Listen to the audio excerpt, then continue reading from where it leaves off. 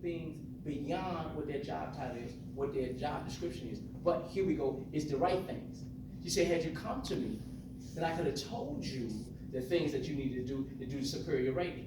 But you did a lot of other things, Dwayne. I saw you, coming in early and going late and all like that, because her style was, I'm not impressed by that. See, a lot of management styles, they're impressed by you being there early or being late, but her style was what? Production. So had you come to me and talked to me about some things that you can show that you were producing beyond your job description, then you get that superior rating. So yeah, we have to do more. We got to do the right things. How do we determine the right thing to do? Talk to the people of influence that'll be able to show us that, hey, if you do this, and all the other things you're doing, then that'll be your opportunity to move, as opposed to things I was doing, coming back from lunch early and coming in on the weekends and all like that. She wasn't impressed for that because it didn't really show the production that she wanted. But had I had a conversation with her, like I did after the fact, we got it together, then the next time I was able to get that rating. Is that helpful? Is that helpful to anyone?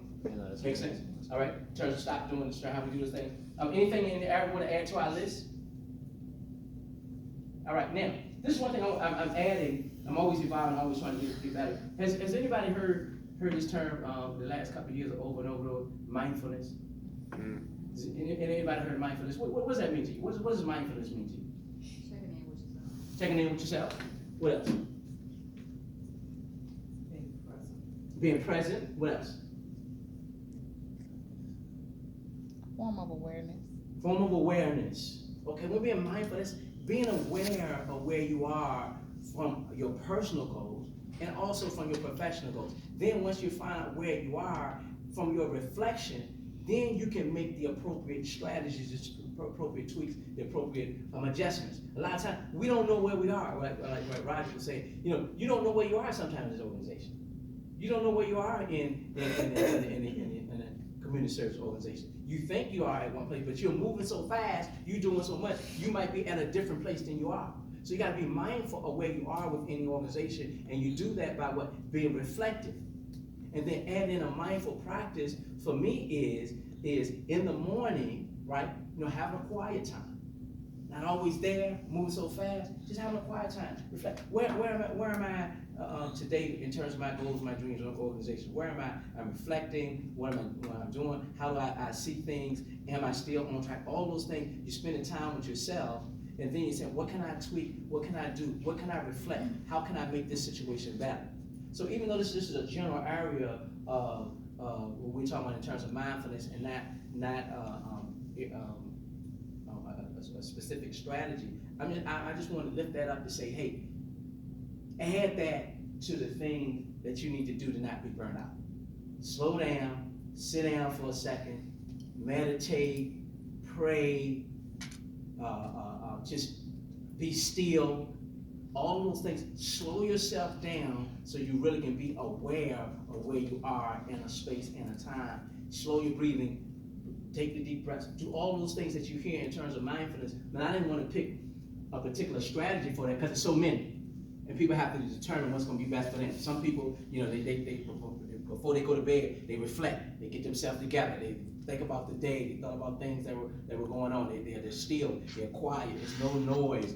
I'm just slowing myself down. I'm just being aware of where I am, not only in physical space and time, but in mental space and time, and in the spiritual. Just bring everything down, right? Because it's constantly moving, and then we can get some answers that we're looking for.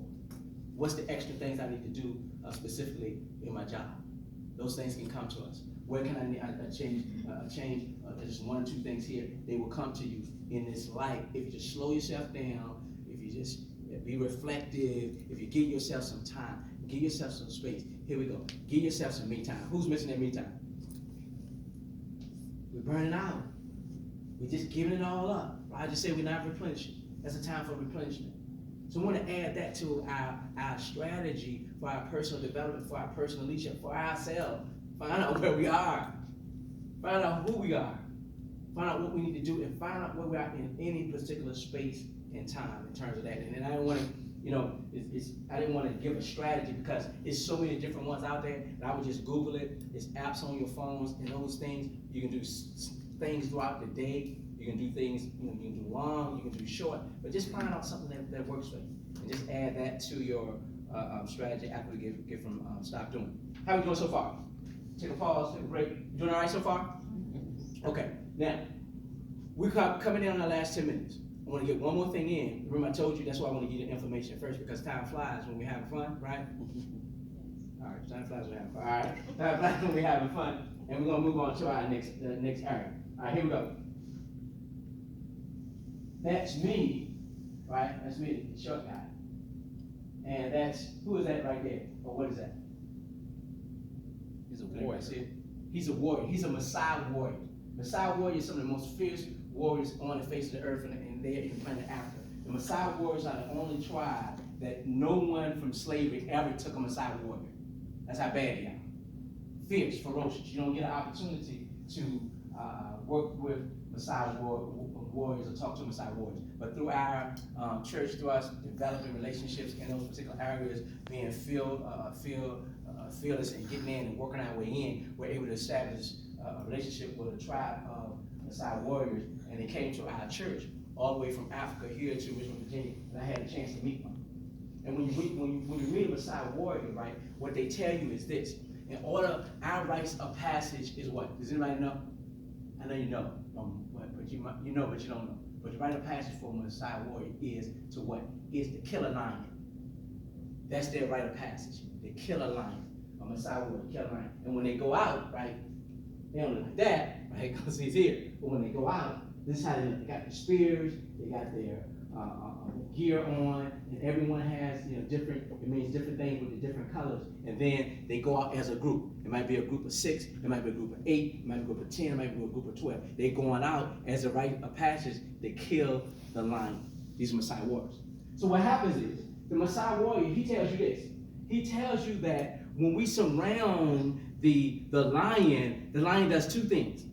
The lion makes an observation, and he looks around at each warrior, and he looks for the one that he can smell the fear on. And when he finds out the one that he can smell the fear on, he doesn't attack that one. This is the one he attacks. He looks around again, and he's the one that he thinks can take him out, the one that's fearless. That's the one he attacks. And the reason he attacks that one because he knows if he's gonna take out the one that's trying to take him out, then probably the others will do what? They'll scramble and run. So it's different than what we think a lot of times. We go on when we say we go on after the low-hanging fruit, that's the easy path to take. But the lion knows that I have to take out the one that's gonna take me out. So as leaders, we can't always do the easy things or do the things that we think are gonna make it easy for us. We gotta attack the thing that we know that's burning us out. And then because we really sometimes we may not have the energy, we may not have the tenacity, we may not have that. We got to get ourselves up and put ourselves in a do or die situation when it comes to that. So I want to present that to you with the Messiah warriors, so we can know I want to give you a couple of things that I know that's going to present themselves to you as a leader that you need to take out so you won't burn out. Does that make sense to anyone? So this is the first one right here. How to avoid the 3 D's of failure in leadership burnout is this: they don't know. They don't know. And you remember I told you I read my job description. Remember I told you that? A lot of people, I don't want you to raise your hand, but probably some people in this room, you haven't read your job description, or you haven't read it lately. And what happened to me was I didn't read them a lot because I had this one stretch of 4 years. I was promoted 6 times, so I only read my job description once or twice. So probably part of the problem was when I was talking to Mary, that was my boss.